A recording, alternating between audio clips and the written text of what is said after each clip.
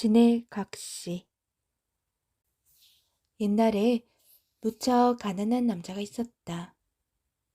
남자는 아무리 열심히 일해도 가난에서 벗어나지 못하는 자신의 처지가 한심하였다. 마침 때는 섣달 금음날이었는데 다른 집 아이들은 새로 장만한 설빔을 입고 자랑하느라 신이 났는데 남자의 아이는 먹지도 못해 쫄쫄 굶고 있었다. 그 모양을 보니 더욱 괴롭기만 했다. 다른 집은 다들 잘 먹고 잘 사는데 설날이 다가와도 우리 아이는 새 옷은커녕 당장 아침 저녁 먹을 거리가 없구나. 내가 이 나이 먹도록 우리 아이들 입히지도 못하고 먹이지도 못하고 이렇게 살아서 못하나. 남자가 시름에 잠겨 한숨만 푹푹 들이쉬고 내쉬고 하는 사이 해도 꼴깍 넘어갔다.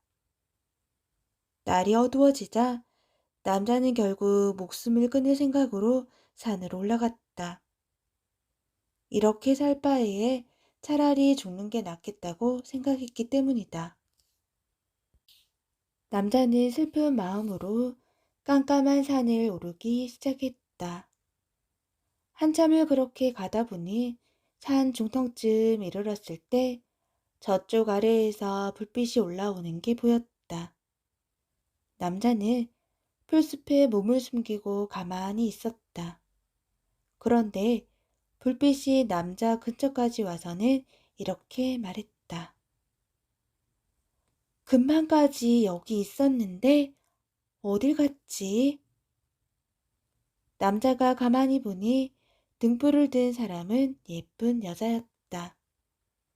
여자는 남자가 숨어있는 곳을 쳐다보더니 여기 계셨냐며 얼른 나오라고 했다. 대체 누구시기에 나를 쫓아와서 나오라 마라 하시는 겁니까? 난 이제 더 이상 살고 싶은 마음이 없는 사람입니다. 내일이 설날인데 쌀 한 톨도 없는 집에서 밥 달라고 오는 자식들을 차마 볼 수가 없습니다. 난 이제 이 세상에 미련이 없고 당신한테 볼 일도 없으니 가던 길이나 가십시오. 그러자 여자는 단호하게 이야기했다. 어떤 사람이 죽겠다는 사람을 두고 그냥 간답니까? 일단 저를 따라와 보세요. 그러면 살 방도가 있습니다. 여자는 남자가 그러거나 말거나 자기가 도와주겠다며 자꾸 같이 가자고 손을 잡아 끌었다. 남자는 몇 번 더 사양하다가 할 수 없이 여자를 따라 나섰다. 남자는 여자를 따라 한참 동안 산속을 걸어갔다. 이런 산 중에 과연 무엇이 있을까 싶던 순간 눈앞에 어마어마하게 큰 기와집이 나타났다. 여자는 여기가 자기 집이니 함께 지내자면서 남자를 데리고 들어갔다. 그러고는 잠시 기다리라며 한 상 가득 음식을 해서 나왔다. 남자는 너무 배가 고파서 여자가 차려준 밥을 맛있게 먹었다. 하지만 부인도 있고 자식들도 있는데 나만 이렇게 배불리 밥을 먹고 있어도 되는가 하는 생각이 들었다. 잠시 후 남자가 밥을 다 먹고 나자 여자가 말했다. 제가 할 말이 있습니다. 그래, 무슨 말씀이요? 서방님은 이제 나와 함께 사시고 서방님의 부인과 아이들에게는 설날과 추석날 1년에 2번만 가실 수 있습니다. 대신 서방님 식구들은 제가 잘 돌보겠습니다. 남자는 여자의 제안에 당혹스러웠다.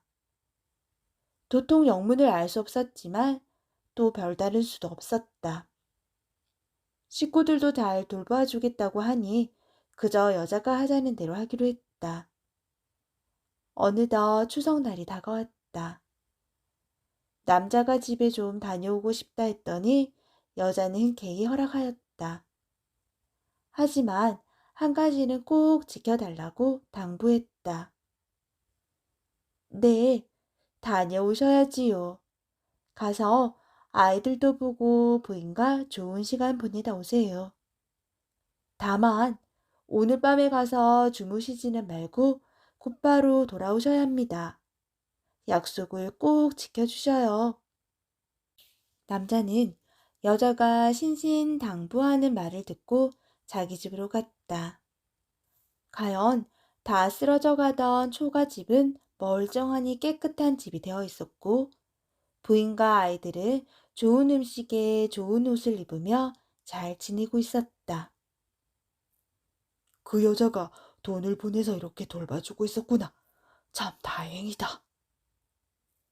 남자는 잘 살고 있는 가족들을 보니 기분이 좋았다.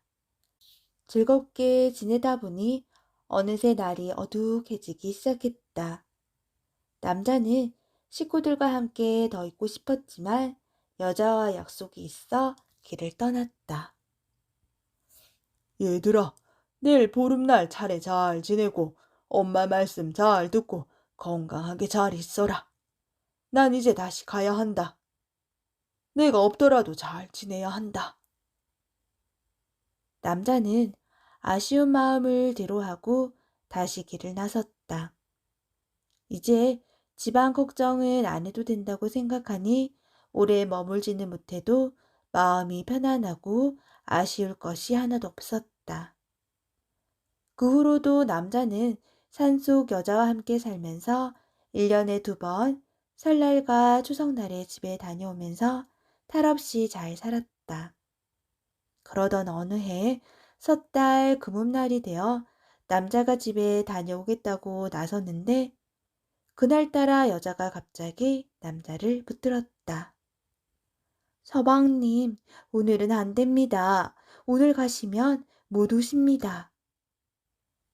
남자는 여자가 갑자기 왜 그러는지 알 수가 없었다. 하지만 일단 1년에 2번씩은 다녀오기로 약속한 것이니 지켜달라고 하고는 집을 나갔다. 그리고 다시 돌아오는 길에 냇물을 건너려고 하는데 뒤에서 누군가 남자를 불렀다. 돌아보니 돌아가신 아버지였다. 아들아, 그 집에는 다시 가지 말거라. 거기 가면 죽는다. 아니, 아버지, 갑자기 그게 무슨 말씀입니까? 남자는 안 그래도 오늘 가지 말라고 여자가 붙잡았었는데 대체 무슨 일인가 싶었다. 지금 내가 같이 지내고 있는 그 여자는 사람이 아니고 지네다. 지네가 인간이 되려고 내게 접근한 것이다. 그러니 굳이 다시 가겠다면 담배를 피우다가 담뱃대를 모아 지네에게 뿌려라. 그러면 내가 살 것이다. 그렇게 말한 뒤 아버지는 사라졌다. 남자는 이상하다고 생각하고는 집에 돌아가서 바로 안으로 들어가지 않고 살짝 뒤로 돌아갔다. 그리고 들키지 않게 조심하면서 뒷문의 문구멍으로 안을 들여다보니 과연 커다랗고 벌건 지네가 누워 있었다. 난 어차피 저 여자 손에 죽어도 원통하지 않다. 여태까지 나와 우리 식구들이 잘 살고 있는 게 다 저 여자 덕분인데 어떻게 사람이 아니라고 해서 내가 저 여자를 죽여야 한단 말이냐? 남자는 아무렇지도 않은 얼굴을 하고 방 안으로 들어갔다. 방 안에서는 여자가 어느새 사람의 모습이 되어 어서 오세요 하며 남자를 반갑게 맞이했다. 남자는 아랫목에 앉아서 담배를 뻐끔뻐끔 피우고 있었는데 여자는 윗목에서 남자를 바라보며 얼굴이 불그락 푸르락 불안해해서 어찌할 줄 몰라 했다. 남자는 담배를 한참 피우다가 담뱃재를 문 밖으로 탁 던져버렸다. 그랬더니 여자가 벼랑간 달려들어 손을 잡으며 물었다. 이게 무슨 뜻입니까? 혹시 오시다가 아버지를 만나지 않았습니까? 그랬습니다. 남자는 고개를 끄덕였다. 역시 그랬군요. 사실은 그건 당신 아버지가 아니라 구렁이랍니다. 예전에 잠시 저와 함께 살았던 적이 있지요. 그런데 내가 당신과 잘 살고 있으니까 나한테 당신을 빼앗겠다고 생각하고 해코지를 하려는 것입니다. 담배를 피우다 제게 담뱃재를 던지라고 시키지 않던가요?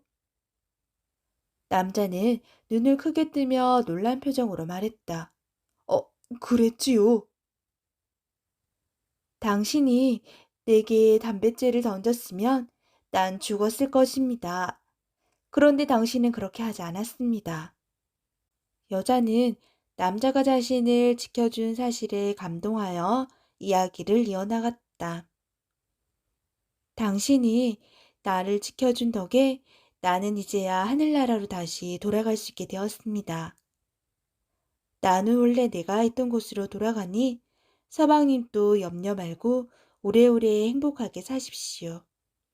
그동안 정말 감사했습니다. 그러더니 여자는 진해로 변했다. 그리고 연기를 피우며 공중으로 올라가 버렸다. 남자는 갑자기 피어난 연기에 잠시 정신을 잃었다가 깨어나 보니 그동안 여자와 함께 살던 집은 사라지고 커다란 바위만 남아 있었다. 남자가 자기 집으로 돌아가 보니 부인과 아이들은 여전히 좋은 집에서 변함없이 잘 살고 있었다. 여자가 끝까지 나와 우리 식구들을 위해 힘써 주었구나. 정말 감사한 일이다. 남자는 한순간 목숨을 끊으려고 했던 자신을 살려주고 식구들에게도 이런 선행을 베풀어준 여자가 한없이 고마웠다. 그 후로도 남자는 여자에게 감사한 마음을 잊지 않았고 식구들과 함께 오래오래 행복하게 잘 살았다.